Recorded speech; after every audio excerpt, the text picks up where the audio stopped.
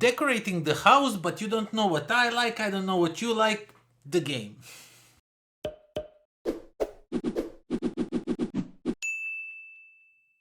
What's up everybody, welcome to the Life of a Board Gamer. My name is Daniel and today we are going to talk about DECORUM. DECORUM is by far the game with the strangest theme I ever played. It's a cooperative game where you are decorating the house together, but as I said in my intro, you don't know what other people's like and the other people's don't know what you like in this house. And I mean, the box on it says it's a game of passive aggressive cohabitation, and it kind of is actually, but it by far, don't be scared by it. This is not like aggressive game. You will not be arguing with each other like crazy. I mean, if you are like that, if you like snap easily, then yes, but overall, each of you so you will take the envelope, and in that envelope each of you will get certain things that you need in this house. You will get like initial setup for the game, and then you will have like your secret goals. For example, I mean, this is not a spoiler or anything, but I'm just like throwing random stuff. But for example, you want like to have at least 2 red pictures in the house, or you don't want any room to be painted blue, or you don't want any lamp to have yellow colors on it, stuff like that. And without everybody knowing what others do, you will exchange. You will either add something to the room, or you will remove something to the room. You will switch something between rooms, stuff like that are at your disposal. And as you are doing that, you will of course mess with other people's plans. Like for example, I don't know, you don't want anything blue in a 2 downstairs room. There's like 4 upstairs and like 2 upstairs and 2 downstairs rooms. There's 4 rooms, and you don't want anything blue in a downstairs room, and somebody paints the walls blue in a downstairs room. Now you will have to remove that because you don't like that, you don't want that in your house, and they have to figure out, okay, so they don't want either blue or they don't want that room. I don't know.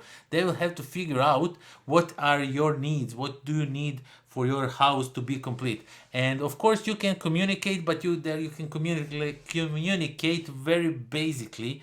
You can't tell them like, no, I don't want anything blue down here. I'm just saying this as an example.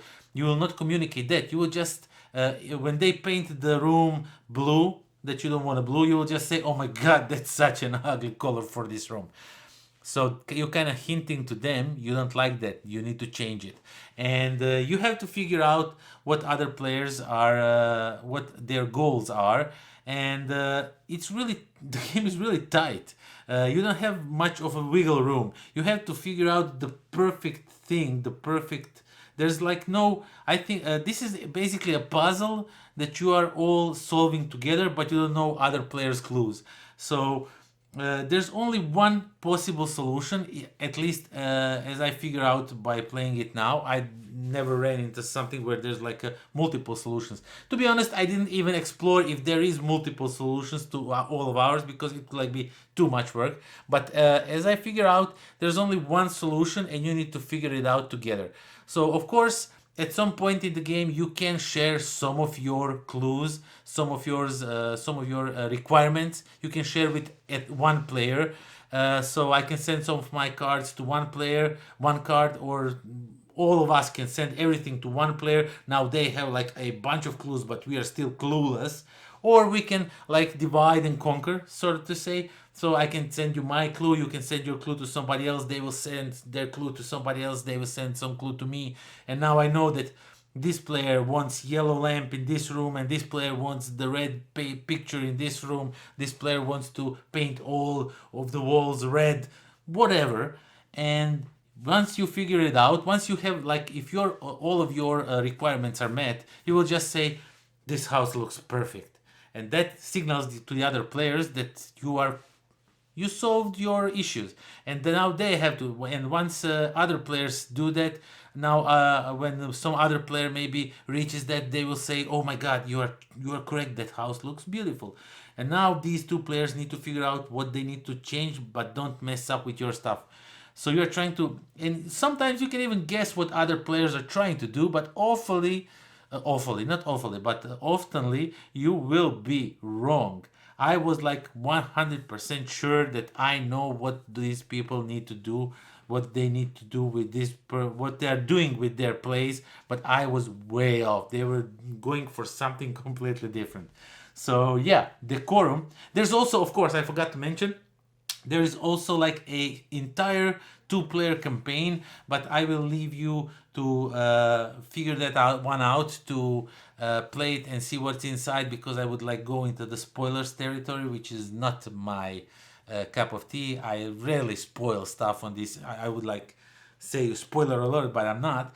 And yeah, but overall, my thinking of this game is that it's absolutely phenomenal cooperative game, because there is no alpha player in it. You can't say, okay, you do this, you do this, you do that, you do that. Everyone has different clues. Everyone is working on their own clues and trying to signal others. So everybody is involved. Everybody is discussing. Everybody is commenting. You know, it's like rarely I find game that is cooperative and that you can't like be alpha player and tell everybody what to do and usually be right about it, because you have like a good sense, a good idea of how the game should be played. So this is a cooperative game where there is no alpha player at all, and I absolutely love it. Check it out, Decorum, wonderful game. And while you are checking that out, you can also subscribe to this channel because it helps out a lot. There's also Patreon. You can leave me a comment down below saying what you think about this game. Have you played it? What do you think about it? How did you found it out? And all kinds of different things. All the comments, likes, everything helps out to this channel, for this channel to grow. And yeah, of course, as I mentioned, Patreon, you can check out there some stuff. And that is that. Thank you all for watching, and see you next time when we are going to review, I don't know, something else. Who knows what. And until then, pozdrav.